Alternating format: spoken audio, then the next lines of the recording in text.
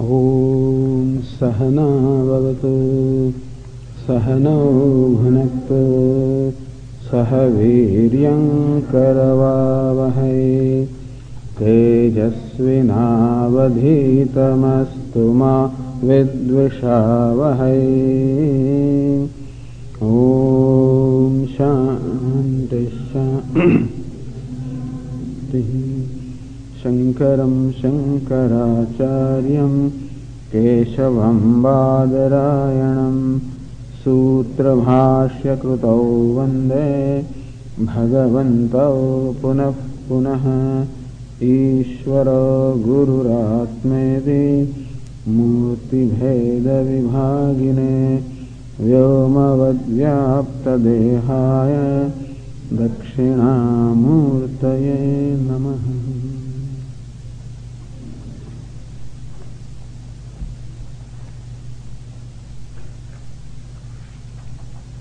Let us read from the fifth verse. Antakale cha mameva smaran muktva kalevaram yah prayati samadbhavam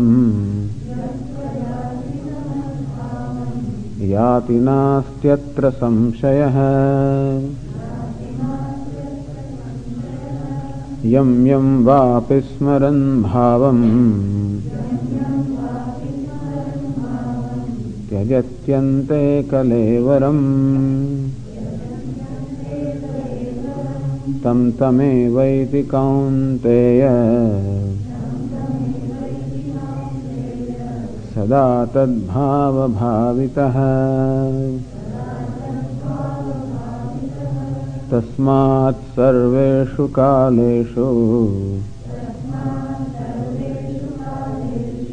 मामनुस्मरयुध्य च मय्यर्पितमनो बुद्धिः मामे वैष्यस्य संशयः।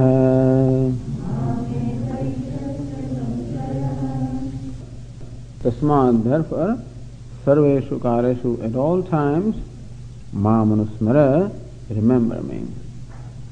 The expression is Anusmara. Smara means remember. Anu means in keeping with something. So remember me in keeping with something, in keeping with the scriptures. So Lord Krishna says all the time, remember me. How should we remember?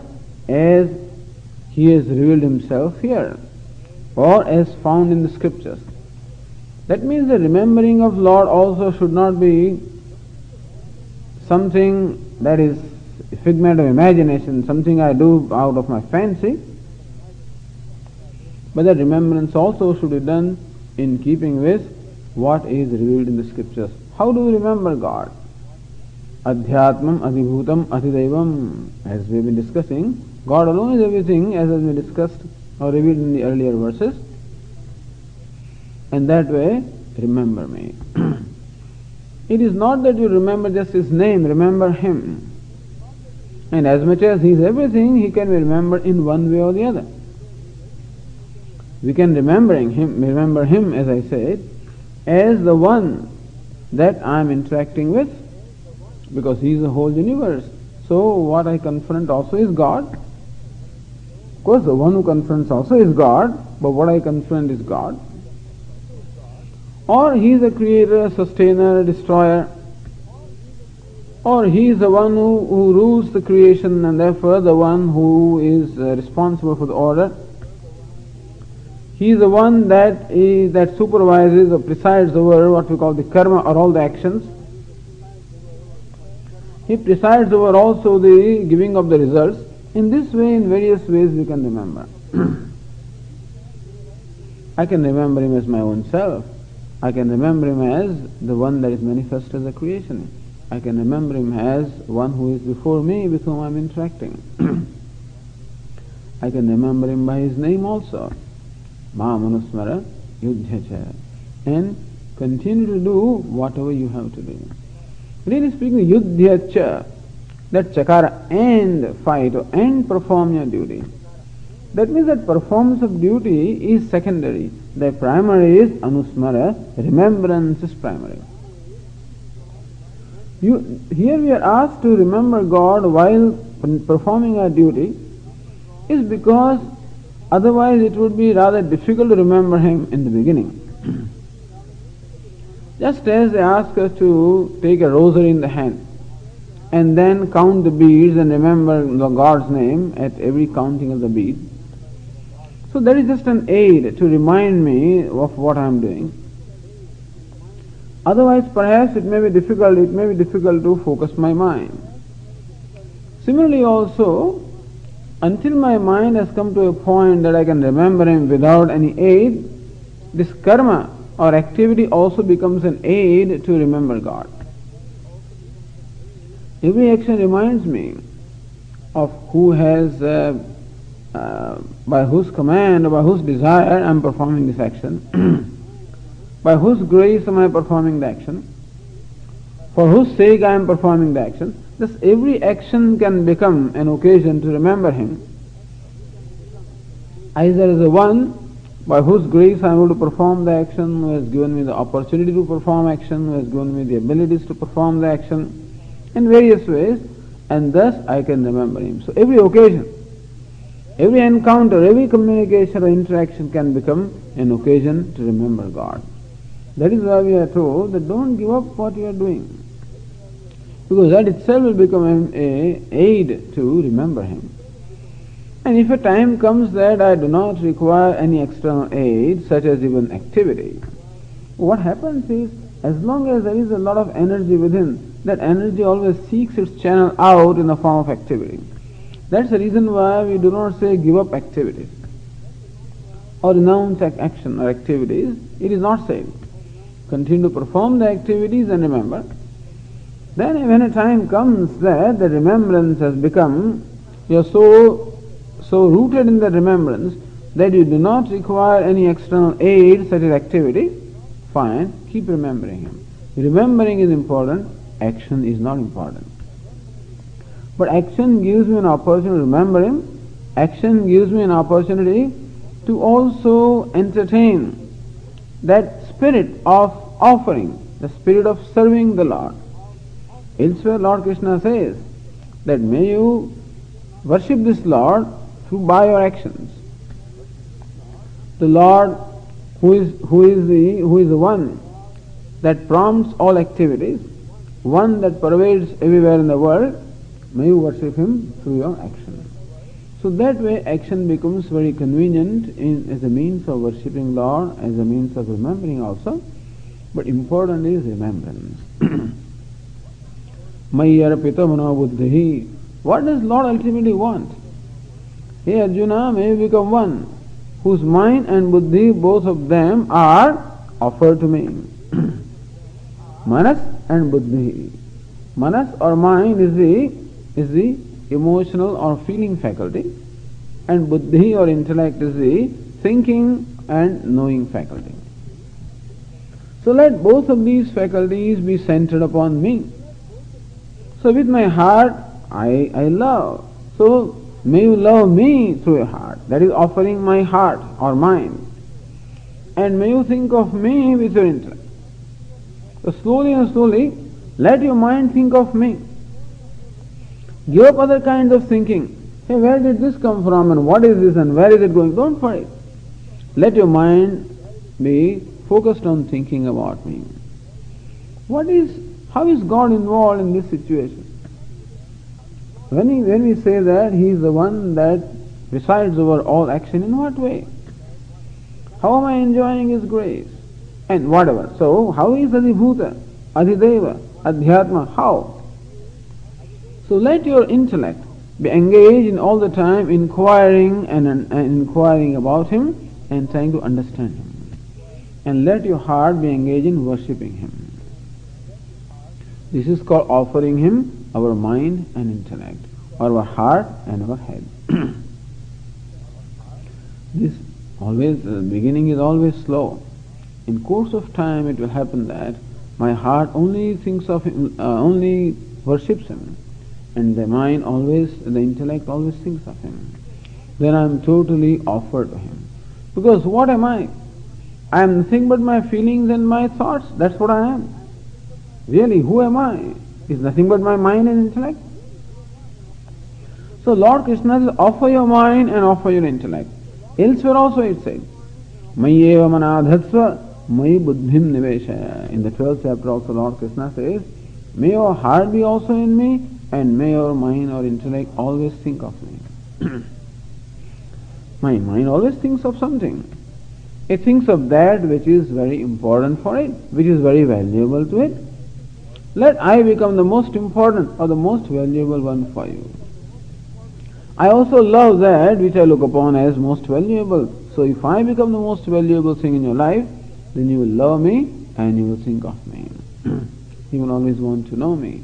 And thus, when my mind and intellect, both of them are centered upon Lord, Mameva Eshasi, you will reach me, asamshaha, there is no doubt about it.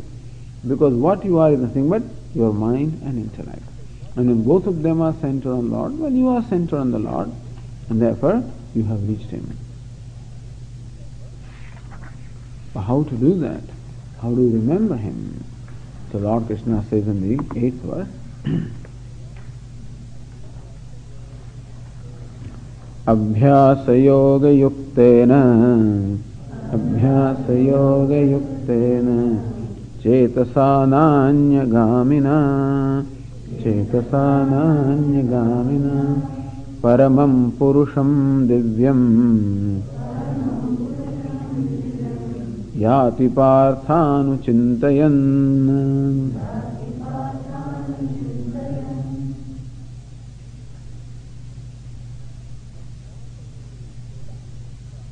Abhyasa yoga yuktena chetasa.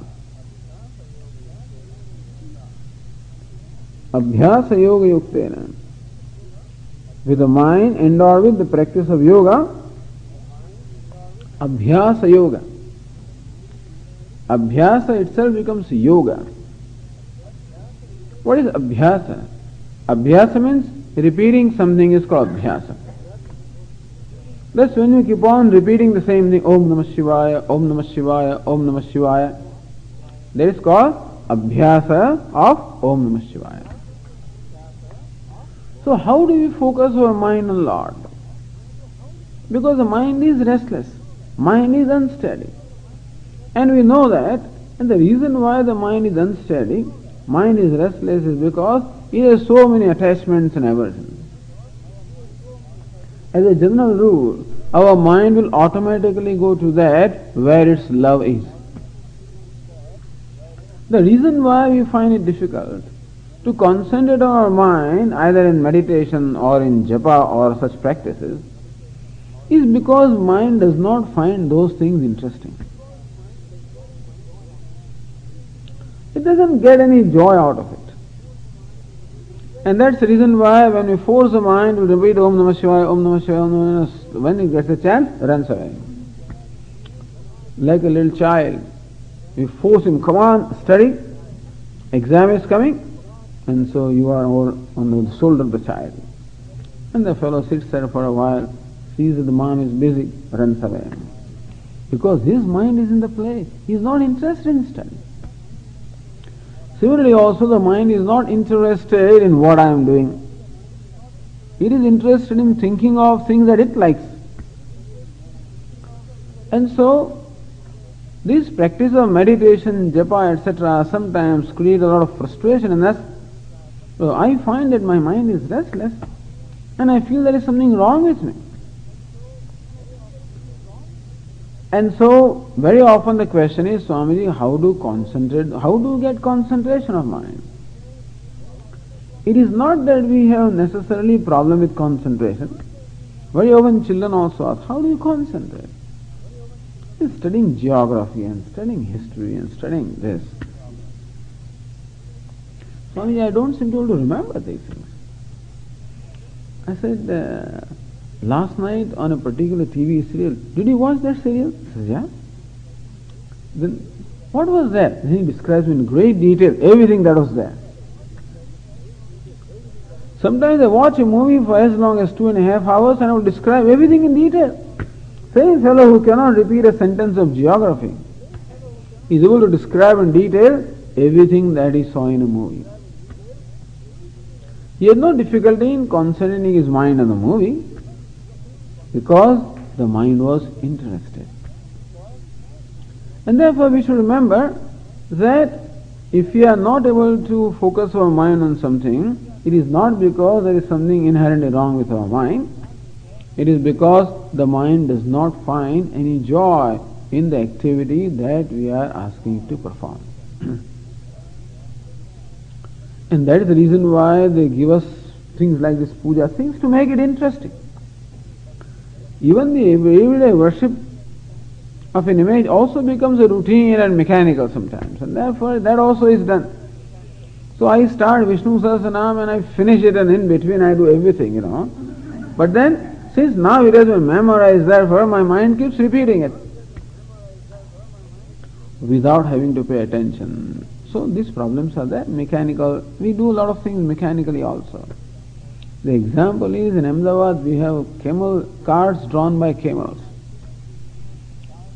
In these camels, when they are for pulling they are for shipping or transportation of goods. So sometimes they transport from one point to another, and the camel knows exactly what that road is. So the owner of the camel cart, what he does is, he has loaded the cart, puts his camel cart on the road, it starts, the fellow goes to sleep. And next morning the camel goes to the right place, and then he wakes up.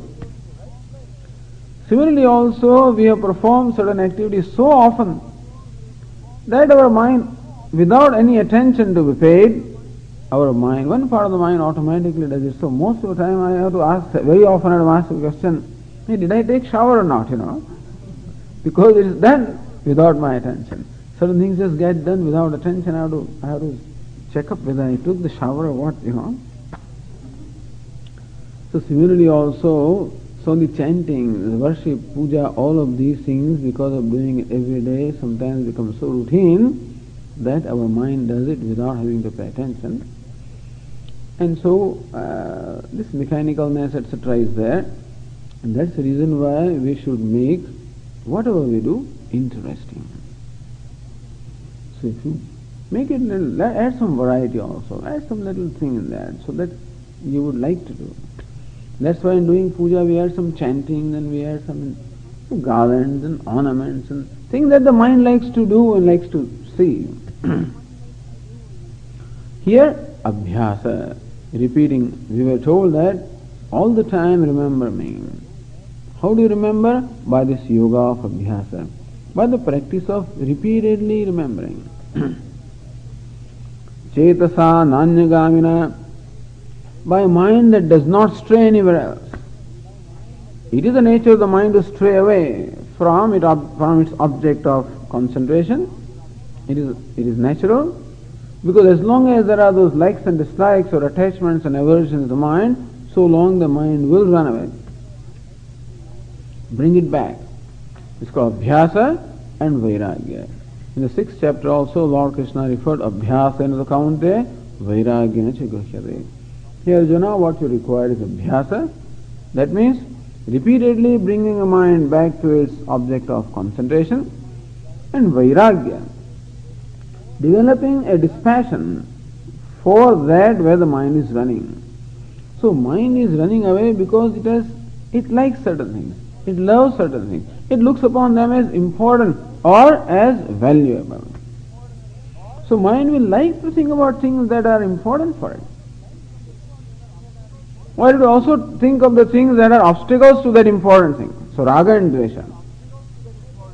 So we have to keep on educating our mind.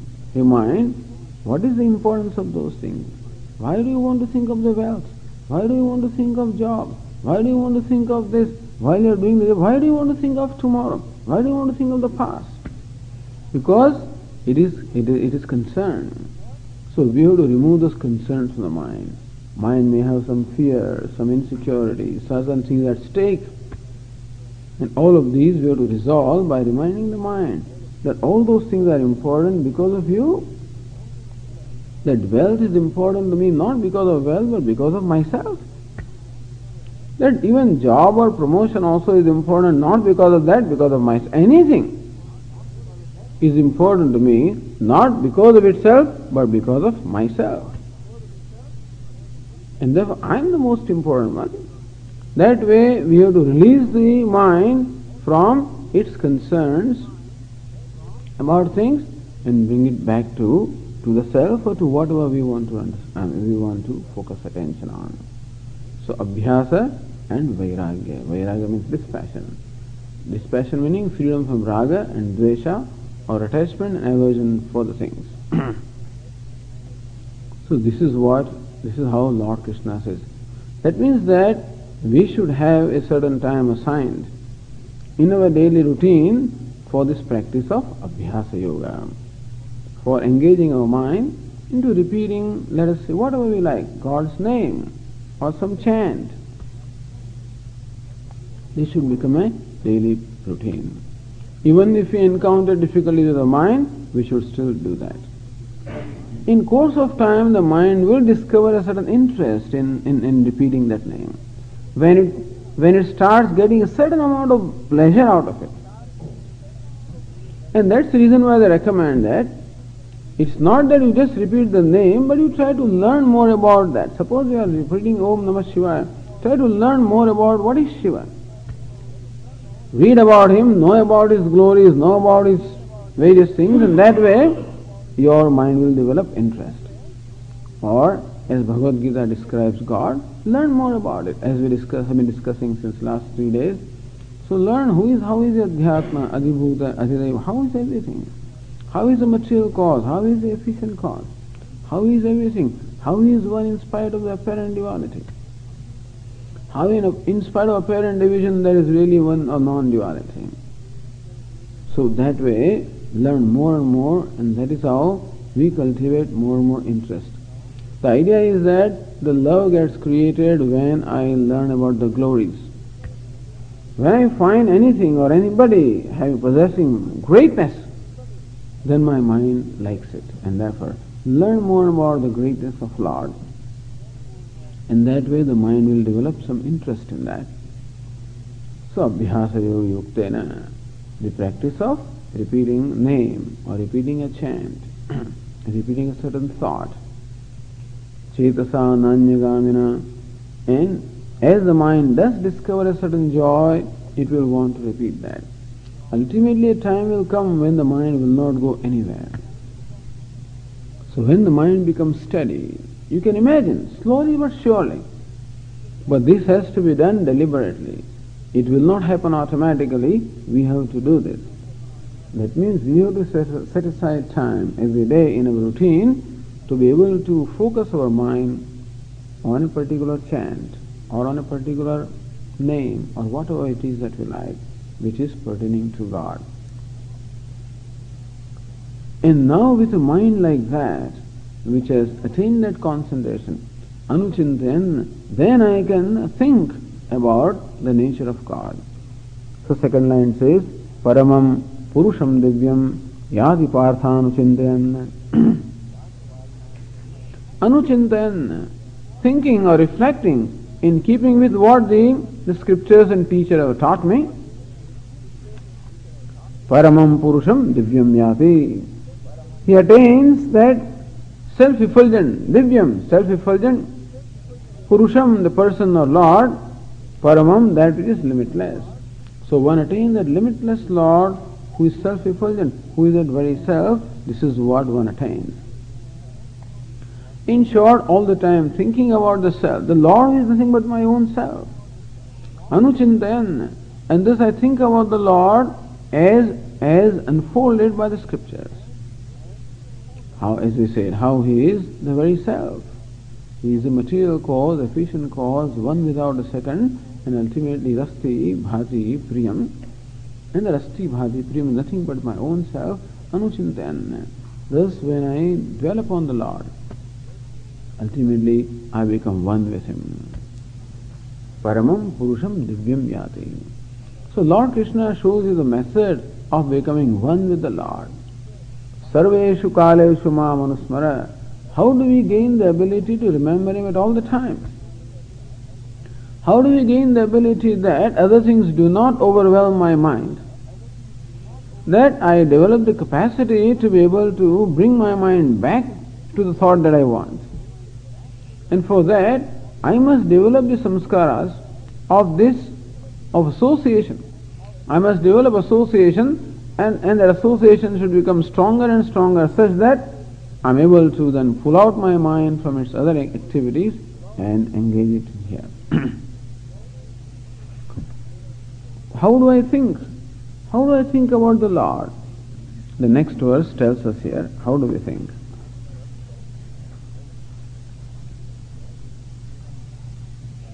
Kavim Puranamanushasitaram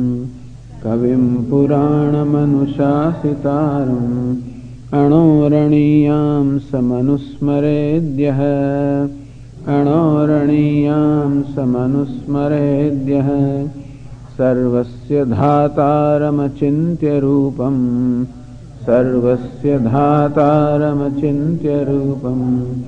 Aditya Varnam Tamasah Parastad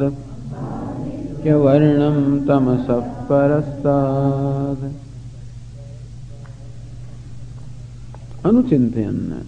Think of this Lord in a mind that has attained that kind of a single pointedness. Who is Lord or who is God? And that God also is a self. He is Kavi. Kavi means a poet, you know. Kavi means a poet. But who is a poet? A poet is the one who can see something beyond what ordinary people can see. That's what we call a poet. So the explanation of the word is Krantadarshi, one that sees beyond. One that sees beyond what the eyes meet. He is called a Kavi or a poet. So Lord is a Kavi, Krantadarshi, the one that sees what was in the past, what is in the present, what is in future. That means He is omniscient. So God is omniscient, all-knowing, knows everything that is going on in my mind and that's going on in everybody's mind. He is a very witness of every mind and knows the past, present and future. He is omniscient, all-knowing. As I said, the Creator has to be all-knowing. One who has created all must also necessarily know all. So Kavi, Lord is Kavi or omniscient. Puranam. Purana means one who is ancient. What is ancient? Ancient means right now he must have grown very old, isn't it? What is ancient means what? The time beginningless. How old he must have been? All his beard and matted law, everything must be all touching the ground perhaps. But ancient, all right. But the word Purana is explained as Pura eva Navam. It is as fresh or as new as before. He is ancient, all right. At the same time, the one that never stays is ever fresh, ever the same. He is ancient, at the same time, ever the same, never changing, or ever fresh, ever new. That's why gods are always shown as young, you know. Is Lord Krishna, Rama or Dakshinamurti, all of them you will see, and ever the same. Shows that they never age, they never grow ancient, they were never stale. The idea is that, the truth is that, which is ancient all right, but at the same time, ever the same, at the same time, ever new. Somebody said, look at God who is manifest as the world, He is constantly changing. You say that the God is imperishable, and how come He has become perishable? So somebody replied, no, He has not become perishable. It is not that He is changing, it is that He is ever new. And every moment He just manifests as something new. So Puranam, ever fresh, ever new. Anushasitaram. God is Anushasita, the one who is a ruler. Shasita, a ruler. Jagataha Prashasitaram. So another way of looking at God, of thinking about Him is that He is Anushasita, He is a ruler. Shas means to rule, Shasita, the ruler. And so often the Upanishads describe God as a ruler. Bhishasmad vatah pavade, bhishodeti suryah, bhishasmad agnischendrascha, mrityurdhavati panchamaiti. Hey, by his fear the wind blows. By his fear or under his command the sun rises and shines, the fire burns, and the God of the rains, he sends the clouds and the rains, and even the God of death, he also runs all the time performing his duty. As he said, when you look at this creation, even such mighty forces as the wind and as the water and the sun and the moon, all of them perform their duties or actions as though they are obedient servants of somebody, as though there is someone who is standing there on their head or on their neck with a thunderbolt and as though commanding them to do things. In that sense we say that the Lord is the ruler. Not that He rules, this we discussed earlier.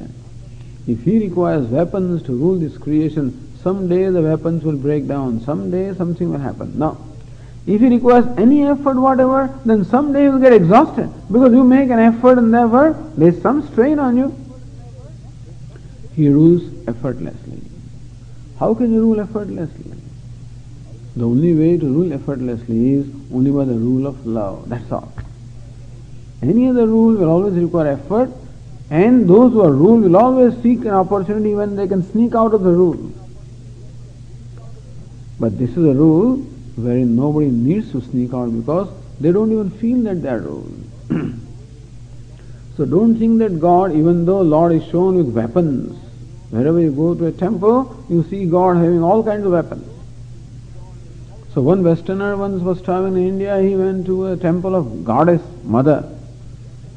So many arms, 8 arms, 12 arms, with so many weapons, he was scared. He said, oh, this God must be scared. Why does God require so many weapons? Does it have fear or what? He was taken to the temple of Lord Vishnu having 4 arms. He said, no, still, he has all this, he had a mace in his hand and he has a discus and he was taken to another temple, Lord Rama. He had only 2 arms. But he was still wielding the bow and the arrow. He says, no, he also seems to have fear. Why does he require weapons? He was finally taken to temple of Lord Krishna, having flute in his hand. He said, this is God. I am willing to call him God. He doesn't seem to have any fear at all. And so he rules by his very presence. From his flute, the sound that comes out is nothing but the sound of joy. And of course his very presence is love. And that is how. But still we call him ruler, inasmuch as everything seems to follow a certain law. And nothing has the freedom to transgress the law. In that sense we say he is the ruler. Anushasitaram. And therefore the ruler is almighty. Who can rule? One who is mighty. So this Anushasitaram, as a ruler, also means that he is mighty, almighty. Kavim says that he is omniscient. This one says that he is almighty or omnipotent, all-knowing and all-powerful. How big is he? How do we know him? Anaho aniyamsam. Subtler than the subtlest. So, God is subtler than the subtlest. He is grosser than the grossest, bigger than the biggest also. Because whatever it is him. At the same time, how is it to be known? He is to be known as subtler than the subtlest. Because he is the very cause of everything. The cause is always subtler than the effect.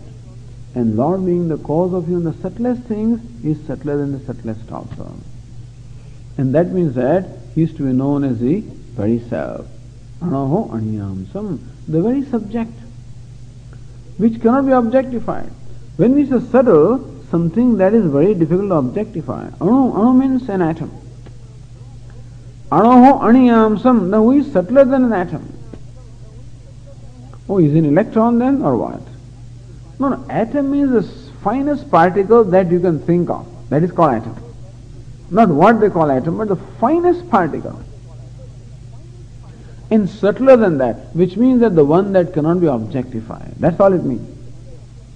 Who is the one that cannot be objectified? The subject can never be objectified. Arohoniyamsam, the one who is my very self, or one who is the cause of the creation. Sarvasya dhataram, dhataram, pranibhya vibhaktaram. Dhataram meaning the one who distributes things to all the living creatures, who distributes everything to the creatures according to their karma or according to their actions. Which means that he is karma phaladata, he is a dispenser of the results of the actions. Oh, that means that he is like a judge, that he gives you, in accordance with what you have done. Is a computer? Is God a computer, like a machine, that you perform an action, you get the result? That you violate the order and then you are violated, is he a punisher? He says, no. He is karma phaladata, he is a dispenser of the results, all right, but his dispensing is always out of compassion. Don't tell me, Swamiji. I see so many people suffering, and we say that their suffering is because of their past karma. Then now God seems to be very cruel. We have to say that even the pain that comes in our life also has to be accepted only as an expression of his compassion or his benevolence. So through that also perhaps he wants to teach us. Maybe he wants to draw our attention to something. This we have been saying in the past also, that pain always comes to draw our attention to something which we have either violated. When we violate something, then to draw our attention, the pain comes. When we ignore something, overlook something that needs our attention, and when we don't pay attention, then it comes through pain. In our life also pain comes, perhaps to draw our attention to something. And Lord also wants that our attention should go to Him and not to other things. So when you find that this fellow is too engrossed in all the mundane things, then he does something. You see, this Lord Narayana has 4 arms. In one arm he has a conch, other arm he has a mace, gada. In third arm he has a discus chakra, and the fourth arm he has a lotus. So they explain that he blows his conch to inviting us to him.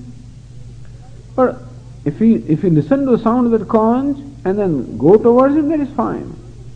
But sometimes, however, the noise of these all sense pleasures is so much that we don't hear that sound, and this fellow keeps on running toward the sense pleasures away from the Lord. Then he stretches out his arm, in which he has a gada or mace, a little, just taps on somebody's head. Little taps. Becomes a shock in my life. That shock is to draw my attention. I'm perhaps going in the wrong direction, and maybe I have to look elsewhere. He's trying to draw our attention. So perhaps when some shocks or something comes, maybe he's trying to draw our attention. And this is a matter of trust anyway, Shraddha, that is benevolent. It's something to be discovered.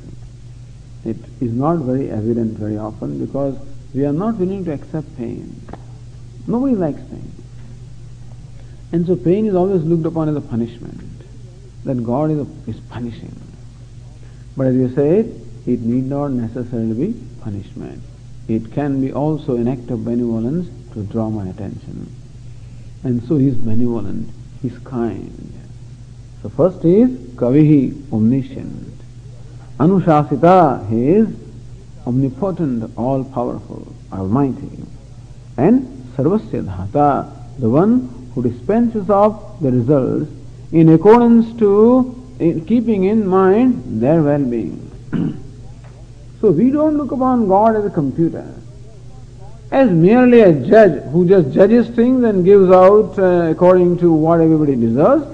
Rather than that, we look upon God as the one who no doubt gives out the result in accordance with the action, but the results are given in such a manner that it is for the well-being of the one to whom the results are given.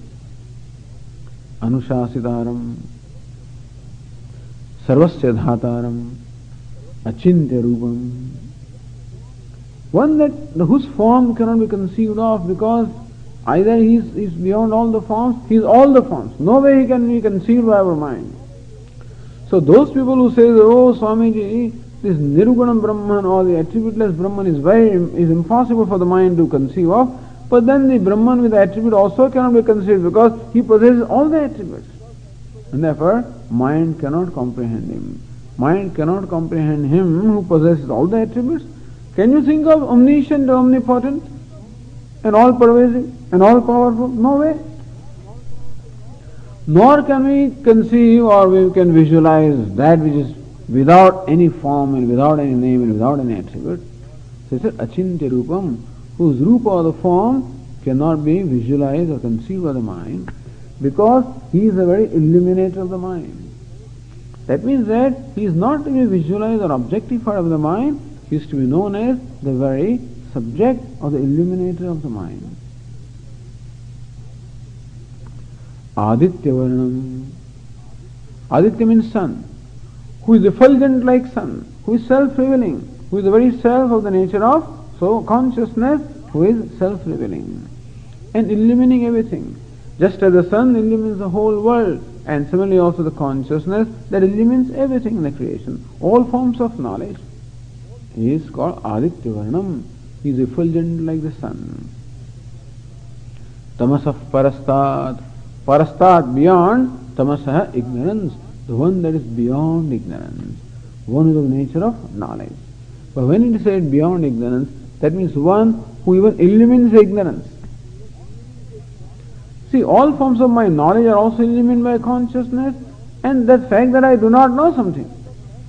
I know that I do not know. Swamiji, can you speak Telugu? I said, no, I cannot, I don't know. But I know that I do not know, which means that ignorance also is illumined. The one who is not opposed to ignorance also is the one that is said to be beyond ignorance, in the sense that one with the nature of knowledge and unopposed to ignorance, illumining ignorance, and also one whom the ignorance does not touch because he is of the nature of knowledge. So, Anuchintayan, this is how one reflects upon God with a mind that has attained that single-pointedness. And this is how Sarveshu Kaleshu, when one does it all the time, what happens in the time of death? Arjuna's question was, Prayana Kale Chekatham Jnayosi Niyatatmavihi. O Lord, how are you to be known even at the time of death by those who have mastered their mind? And so, in the 10th verse, Lord Krishna elaborates that point. Prayanakale manasa chalena, Prayanakale manasa chalena, Bhaktya yukto yoga balena chaiva, Bhaktya yukto yoga balena chaiva, Bhruvor madhye pranamaveshya samyak, Bhruvor madhye pranamaveshya samyak, Satam param purushamupaiti divyam, Satam param purushamupaiti divyam. Prayana kale, at the time of death, Manasa achalena, with a steady mind. Achalena, the mind that does not swerve, the mind that is steady.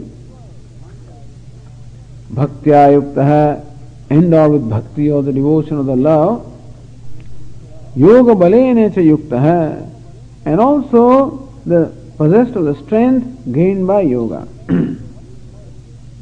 What is yoga? What was described in the earlier verse. This constant practice of focusing my mind upon God. That is called Abhyasa Yoga. The mind runs away, I bring it back. It gets deviated, I bring it back. And in so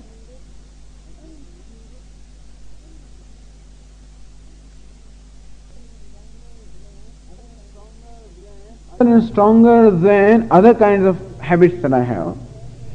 See, mind has a habit of running away because it is habitually, certain patterns of thinking have been sort of embedded in the mind. But slowly and slowly I establish a new pattern of thinking about God.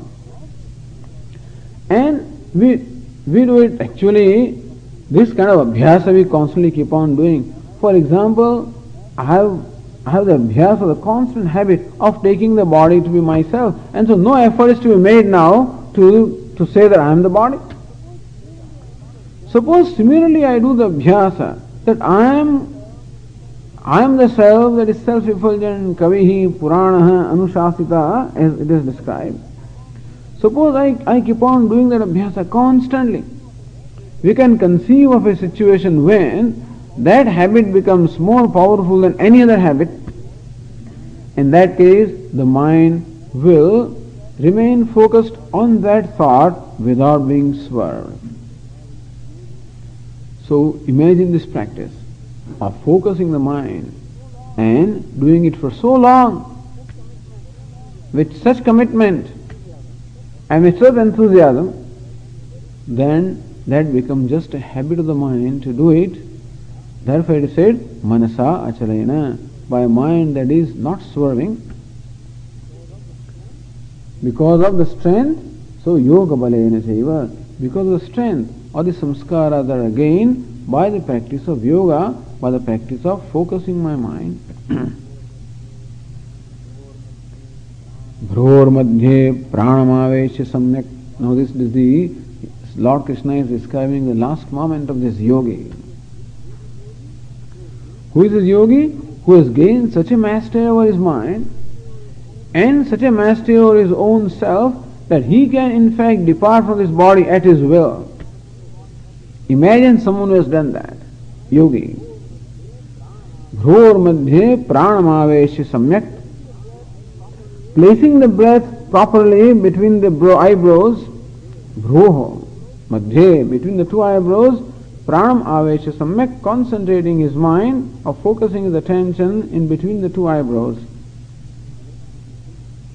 Thus he thinks, kavim, puranam, anushasitaram, all along, with this kind of a concentrated mind, he thinks of the Lord. And when he thus departs, satam param purusham upayadivyam, he attains that limitless, effulgent person. So he attains that effulgent, limitless Lord, with whom he is totally now, he is totally identified, or with whom, in whom he is totally merged.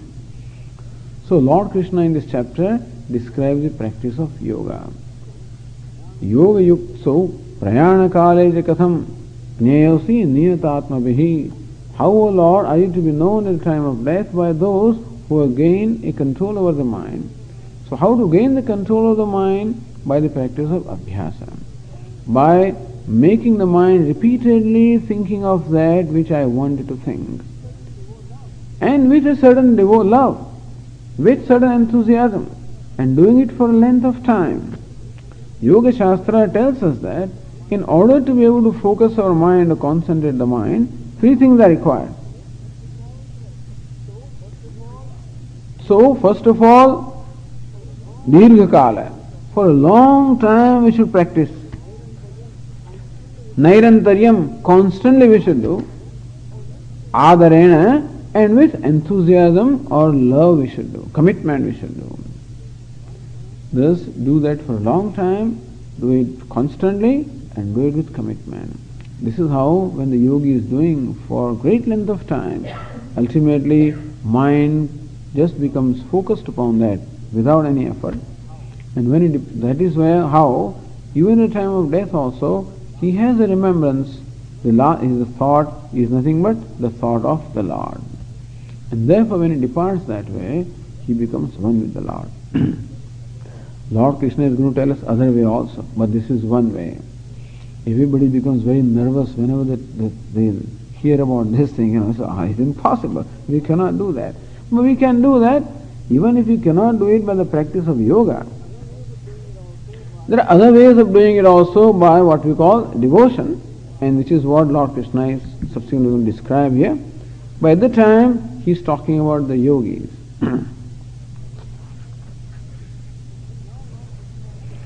And now Lord Krishna also wants to say, what is the name that he should utter?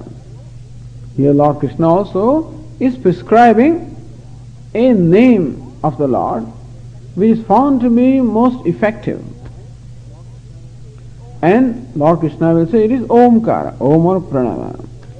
And for saying that, in the 11th verse, here the background is being told us, glorifying that Omkara and glorifying Lord also, who is to be remembered by Omkara. And so the 11th verse says, Yadaksharam Veda Vido Vadanti, Yadaksharam Veda Vido Vadanti, Vishanti Yatayo Vitaragaha, Vishanti Yatayo Vitaragaha, Yadichanto Brahmacharyam Charanti, Yadichanto Brahmacharyam Charanti, Tatte Padam Sangrahena Pravakshye, Tatte Padam Sangrahena Pravakshye. Lord Krishna says, now I am going to describe to you that Brahman. What is the nature of that Brahman? How is that Brahman? Yat Aksharam Veda Vido Vadanti. Aksharam, Aksharam means that which is immutable, imperishable. Naksharati iti Aksharam, which we have talked about, Aksharam Brahma Paramam. That Aksharam of the immutable Brahman, Yat Veda Vido Vadanti. So that Aksharam is that which the knowers of the Veda talk about. Tadvayat Aksharam Gargi Brahmana Abhivadanti Asthulam Ananam Akhrasvam Adirgham. This is how the Veda Vidaha. The knowers of the Veda, they talk about that Brahman, like say Yajnavalkya telling Gargi, hey Gargi, the knowers of Brahman describe Brahman like this. Asthulam Ananam, by negating all kinds of attributes in Brahman. That is Brahman, ultimately, is the nature. Brahman of the self is that which is devoid of every attribute. Is he Lord? Who am I? So what's the true nature of I? Am I tall? No, nothing. Am I short? No. Am I fat? No. Am I lean? No. Am I a man? No. Is that I woman? No. Is that I successful? No. Is that I a failure? Is that any kind of an attribute upon the I is negative. Presently I think of the I or myself as what? Possessed of different kinds of attributes. Then Upanishad says, no, the true nature of I is that which is without any attribute. And so, neti neti, not this, not this. Yattat adreshyam, agrahyam, agotram, avarnam, achakshashrotram, that which cannot be perceived, that which cannot be grasped, that which is without eyes and ears, that which is without hands and legs, that which is without the mind, without the form, in this manner, that which is beyond all the attributes is being unfolded by the scriptures by negating all the attributes in that. Hey Arjuna, it is that Brahman, the immutable, that is beyond all the attributes or devoid of all the attributes. It is in and through every attribute, but itself free from every attribute. And that is how the knowers of the Veda describe it. So this is how the Vidwan, the wise people talk. So that is all right, they say that. But has anybody known it? It's one thing to say that Brahman is this, that, but that's all right. Can it ever become the object of my immediate knowledge or perception? He says, yes. Vishandiyat yatayo vitaragaha. Yataya, the renunciates. Yataya means the people who strive. Vishanti, those who enter. That means those who know this Brahman as their own self. So what kind of sages know him? Vitaragaha, those who have become free from desires. So what's the kind of mind that is required in order to know Brahman, that is my own self? Who are the yatis? Yataya meaning the sages or the seekers, the ascetics. That means those people of self-discipline all the time striving. Yataya means yatna shilaha, those who are constantly striving. They know this Brahman as the very self. With what kind of mind? Vitaragaha, when their mind has become free from all raga, all attachments and aversions. So with a mind that is free from all attachments and aversions, those yatayaha, those seekers of the sages, know that Brahman is the very self. It is not that it is mere of academic interest that is Brahman, that is God, and that he is devoid of all the attributes. It is not something of just academic interest, but that which is known as the very self by the yatis or by the sages who have cultivated a mind that has become free from all the attachments and aversions. Because they are the things that actually distract the mind. And to the extent that the mind becomes free from attachments and aversions, to that extent the mind becomes quieter and quieter. When it becomes totally free from that, it becomes totally tranquil. In that mind, these yatis know that Brahman is a very self. That may be so. Maybe some people knew it. Can we ever know it? Yes, yes. Yadichanto brahmacharyam charanti. Desiring which they follow a life of study and discipline. How do we become like that? Yadichantaha, desiring which Brahman. Brahmacharyam charanti, they follow a life of brahmacharya. What is brahmacharya? Brahmacharya here means living with a teacher, gaining knowledge, studying with a teacher. So with a life of study and discipline. Brahmacharya involves both. So brahmacharya involves discipline as well as brahmacharya involves the study of the scriptures. So desiring to know which Brahman, there are any number of seekers who have committed themselves to a life of study and discipline. And thus in course of time attain a mind that is free from all likes and dislikes, and with Shravanam, listening to the scriptures, Mananam, reflection upon them, Nididhyasanam, with a deep concentration, Vishanti, they know Brahman as their own self. Yadichanto brahmacharyam charanti. So this is how Lord Krishna here builds a background. How glorious this is. Hey Arjuna, you know that Brahma, that about which the knowers of Veda talk, that which the sages, having a mind free from the passion, so they know that which as their own self, and desiring which the seekers live a life of brahmacharya. Brahmacharya also means celibacy. But brahmacharya primarily means study of the Brahma, the Vedas. That's called brahmacharya. But in as much as a brahmacharya student always lived with the teacher while studying the Vedas, and there they lived a life of celibacy. Then they enter the life of householder. After they have completed the study, then after gaining the certificate, he comes home and then enters the life of a householder. But at the time of studying, he is a brahmachari or a celibate. So brahmacharya also means celibacy. That is what is meant here by discipline. And so living a life of study and discipline, those who know, tatte padam sangrahena pravakshe. Here Arjuna, it is that which I will tell you briefly. So now Lord Krishna says that I will now tell you briefly about that padam. What is padam? Padam is padaniyam, that which is to be attained, or that which is worth attaining. So that which is to be worth attaining, that pada, that very abode, or that very goal in your, or destination in your life, the very goal in your life, about that I will speak to you briefly. So now Lord Krishna will talk about, the beginning was made with Brahman, again Lord Krishna will talk about Brahman.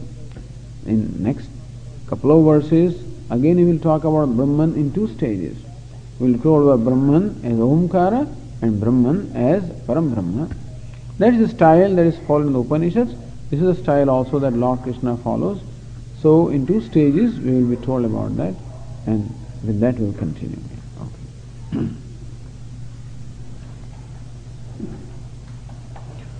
Om Purnamadah Purnamidam Purnat Purnamudachyate Purnasya Purnamadaya Purnameva Vashishyate. Om Shanti Shanti Shanti. Shankaram Shankaracharyam Keshavam Badarayanam Sutra Bhashya Krutau Vande भगवन्तौ पुनः पुनः ईश्वरो गुरुरात्मेति मूर्तिभेदविभागिने व्योमवद्व्याप्तदेहाय दक्षिणामूर्तये नमः। ॐ शान्ति शान्ति शान्तिः। हरिः ॐ श्रीगुरुभ्यो